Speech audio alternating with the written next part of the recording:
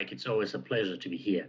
I think one of the things that a lot of the time the discussion around Africa China misses is China frames its relations with Africa not as a problem to be solved. It looks at the continent as a place of opportunity.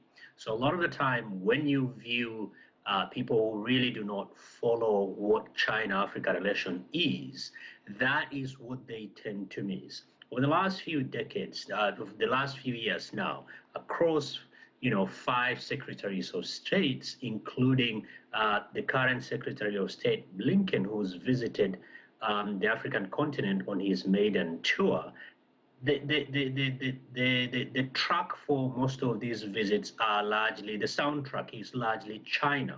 But when China goes and speak to the people on the continent on issues that matter to them. Right now, it's about vaccine. Right now, it's about improving productivity and agriculture and healthcare. When you do not speak the language of what people need and how that can be done, people miss that. And I think, the white paper that was launched ahead of, the summit speaks volume about the differences of how China engages with the continent and its people, and the Western countries engage on the continent and its people. Great point. Let's talk about that engagement. China sending agricultural experts to the continent. What does that mean?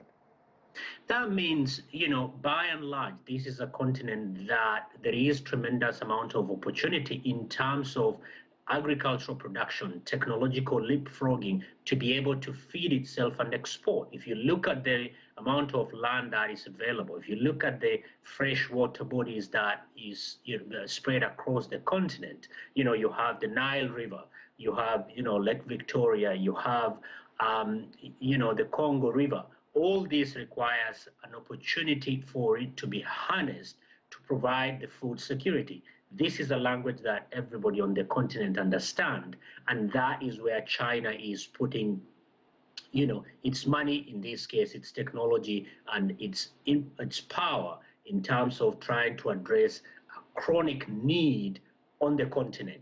These are tangible things. These are things that people can feel, rather than speaking about airy things that sometimes feel they are far removed from the reality of the daily existence on the continent. And speaking of needs, obviously there's a need for vaccines. The president also hitting on that, pledging 1 billion vaccines for the continent.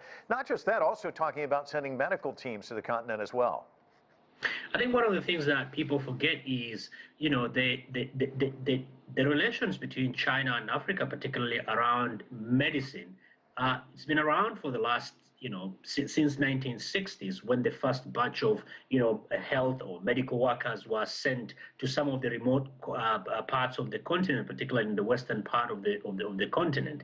I think this is building on it, but at the time when it's desperately needed.